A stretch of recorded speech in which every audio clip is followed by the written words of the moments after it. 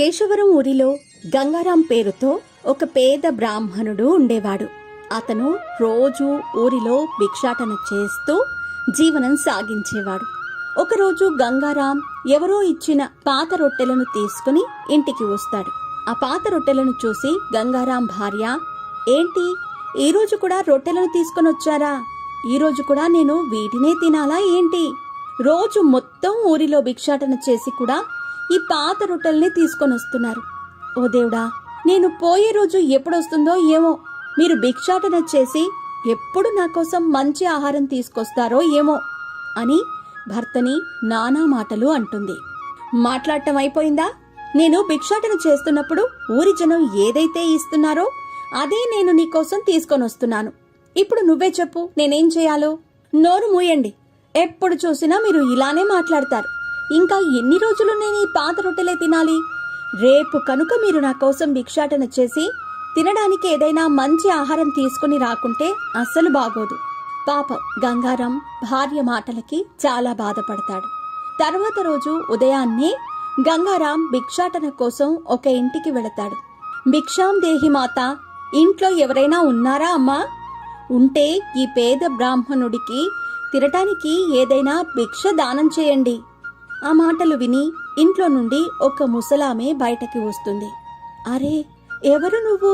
చూడటానికి భిక్షాటన అడగటానికి వచ్చిన వాడిలా ఉన్నావు. కానీ నా దగ్గర ఏమున్నాయని నీకివ్వాలి? నా ఇంట్లో బియ్యం తప్ప నీకివ్వటానికి ఏమీ లేవు. వాటితో నీ కడుపు కూడా నిండదు. పర్వాలేదమ్మా, నేనెప్పుడూ ఎక్కువగా ఆశించను. మీ ఇంట్లో ఏవైతే కొన్ని బియ్యం ఉన్నాయంటున్నావో వాటినే ఇవ్వండి.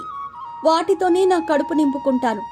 సరే కొడుకా, కొన్నైనా సరిపోతాయంటున్నావని నవ్వుతుంది బామ్మ. బామ్మ ఇంట్లో నుండి బియ్యం తెచ్చి గంగారాంకి ఇస్తుంది. మీకు చాలా ధన్యవాదాలమ్మా. సరే, ఇంక నేను వెళతానమ్మా. నా భార్య నా కోసం ఎదురు చూస్తూ ఉంటుంది.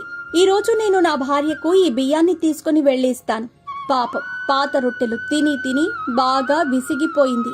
ఈరోజు చాలా సంతోషిస్తుంది అని గంగారాం సంతోషంతో నవ్వుతూ ఇంటికి చేరుకుంటాడు. భార్య, వచ్చారా అండి? ఈరోజు ఇంత ఆలస్యంగా వచ్చారేంటి? ఎప్పటి నుండి మీకోసం ఎదురు చూస్తూ ఉన్నానో తెలుసా?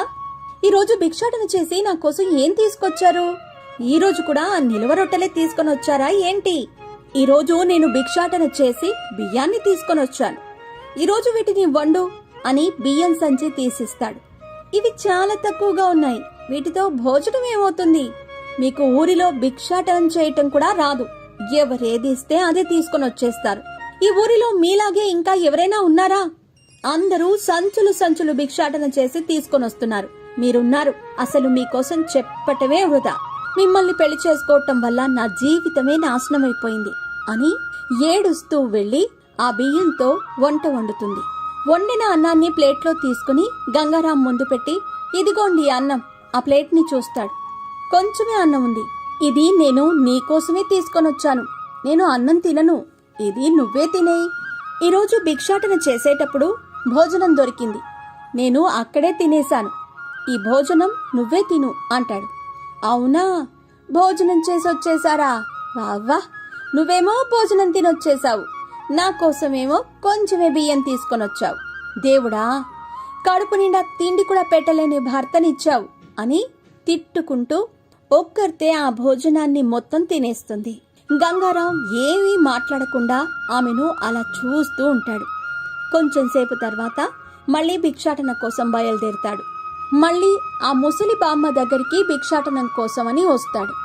భిక్షాం దేహి, భిక్షాం దేహి. అరే, ఎవరు? మళ్ళీ నువ్వే వచ్చావా అంటూ బయటకి వస్తుంది. ఈరోజు నా దగ్గర తినటానికి ఏమీ లేవు. నేనే ఆకలితో చచ్చిపోతున్నాను. నేనెక్కడి నుంచి నీకు తెచ్చివ్వాలి భోజనం అంటుంది.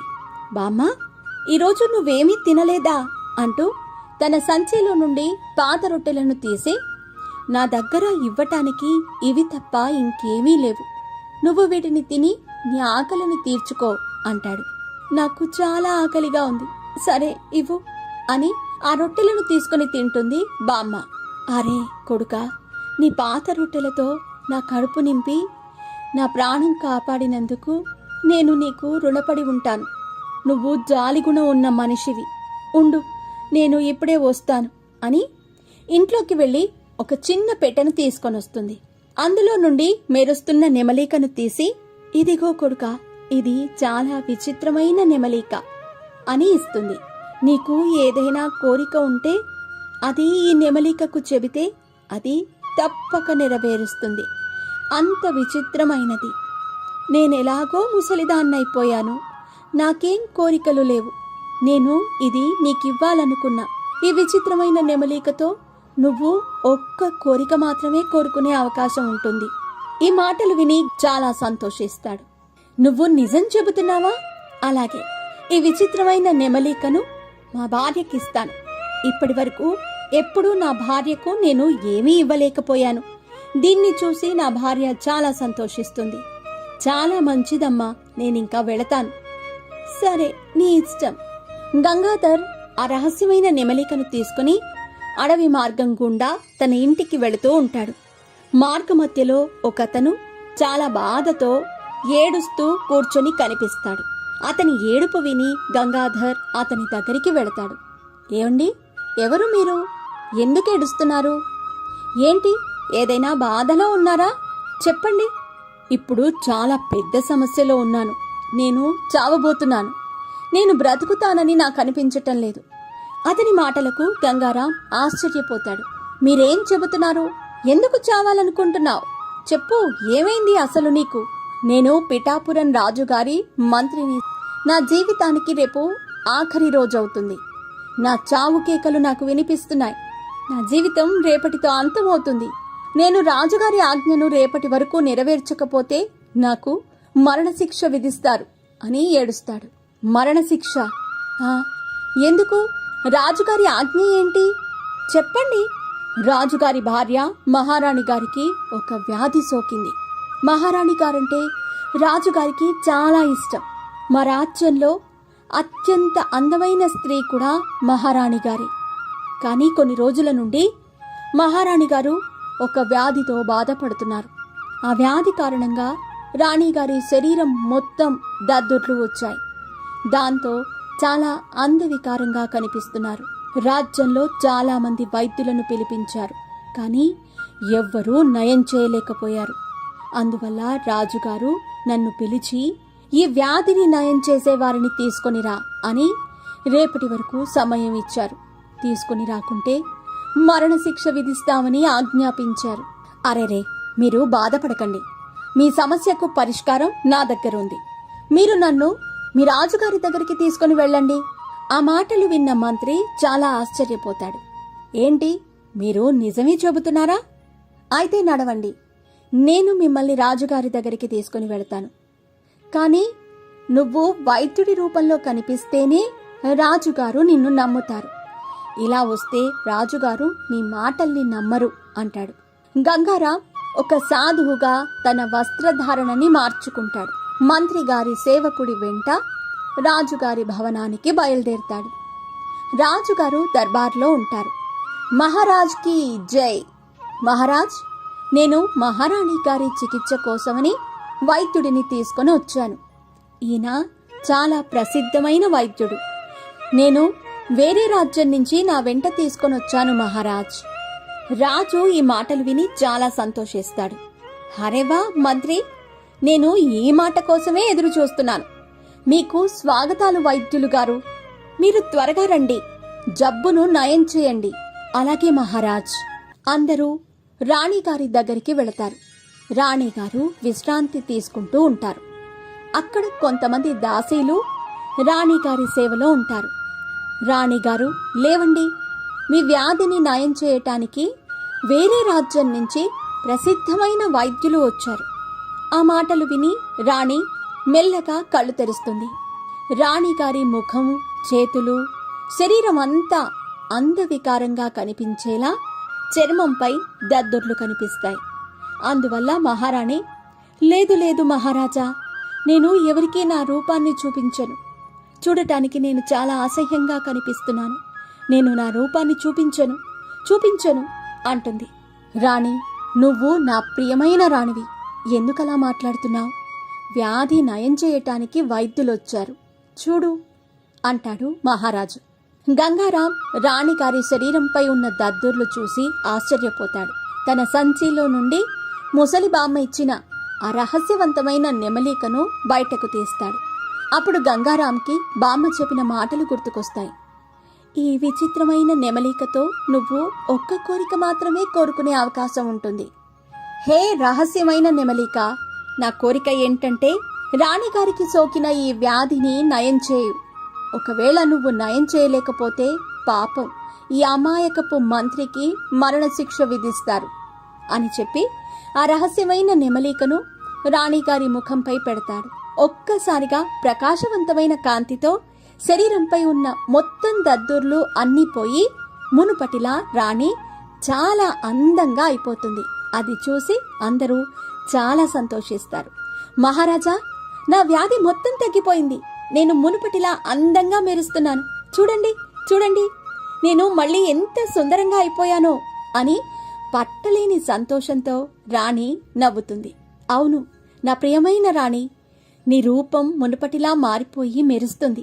ఇందుకు నేను చాలా సంతోషిస్తున్నాను. అరేవా నా ప్రియమైన మంత్రి సేవక, మేము చాలా సంతోషంగా ఉన్నాం. నీకు మరణశిక్ష విధించము. వైద్య, నువ్వు నా ప్రియమైన రాణిగారి వ్యాధిని నయం చేశావు. అందుకు నీకు కానుకగా 100 బంగారు నాణాలు ఇవ్వాలనుకుంటున్నాను. ఆ మాటకు గంగారాం ఆశ్చర్యపోతాడు. అందుకు ధన్యవాదాలు మహారాజా, కానీ మీకు ఒక నిజం తెలియాలి. నేను వైద్యుడిని కాదు, ఒక సాధారణ భిక్షువుని. మీ రాజ్యానికి దూరంగా ఉన్న ఒక చిన్న ఊరిలో భిక్షాటన చేస్తూ ఉంటాను. మీ మంత్రి గారు రాణిగారి వ్యాధి గురించి నాకు చెప్పారు. మీ మంత్రిని మరణశిక్ష నుండి కాపాడటానికి నేను మీ రాజ్మహల్ వచ్చాను. రాజు ఆ మాటలకి ఆశ్చర్యపోతాడు. అవును మహారాజ్, నేను ఈయన వైద్యుడని అబద్ధం చెప్పాను. ఈయన ఒక సాధారణ భిక్షువు. నన్ను క్షమించండి మహారాజా అని వేడుకుంటాడు మంత్రి. నేను నిన్ను క్షమిస్తున్నాను. నువ్వు ఆడిన అబద్ధంతో ఈరోజు మేము ఇది నేర్చుకున్నాం. ఒక సాధారణ భిక్షువు కూడా తన జ్ఞానంతో చాలా గొప్పగా ఆలోచిస్తాడనే గొప్ప నీతి నేర్చుకున్నాను. ఇలా అన్న రాజు మాటలకి రాజదర్బార్లో అందరూ సంతోషిస్తారు. రాజుగారి మాట ప్రకారం 100 బంగారపు నాణాలను ఇస్తారు. వాటిని తీసుకుని గంగారాం తన ఇంటికి వస్తాడు. ఎక్కడికి వెళ్ళిపోయారు మీరు? మీకోసం ఊరంతా వెతికాను, ఎక్కడా కనిపించలేదు. అప్పుడు గంగారాం అసలేం జరిగిందో మొత్తం భార్యకి చెబుతాడు. ఏంటి, మీరు నిజం చెబుతున్నారా? నన్ను క్షమించండి. నేను మిమ్మల్ని చాలాసార్లు తప్పుగా మాటలన్నాను, కానీ ఎప్పుడూ మీరు నన్ను ఒక్క మాట కూడా అనలేదు. నిజంగా మీరు చాలా నిజాయితీ ఉన్న తెలివైన మనిషి. నన్ను క్షమించండి అని వేడుకుంటుంది భార్య. నేను నిన్ను క్షమించాను. నా మనసులో నీ పైన ఎటువంటి దురుద్దేశమూ లేదు. ఏదైతే అయ్యిందో అదంతా గతం గతః. సరేనా? నువ్వు నీ తప్పుని తెలుసుకున్నావు, నాకది సరిపోతుంది అంటాడు గంగారాం. అప్పటి నుండి ఇద్దరూ సంతోషంగా వారి జీవితాన్ని గడిపేస్తారు. ఈ వీడియో నచ్చినట్టయితే లైక్ చేయండి. ఇలాంటి మరిన్ని ఇంట్రెస్టింగ్ స్టోరీస్ కోసం ఛానల్ని సబ్స్క్రైబ్ చేయండి. Thank you.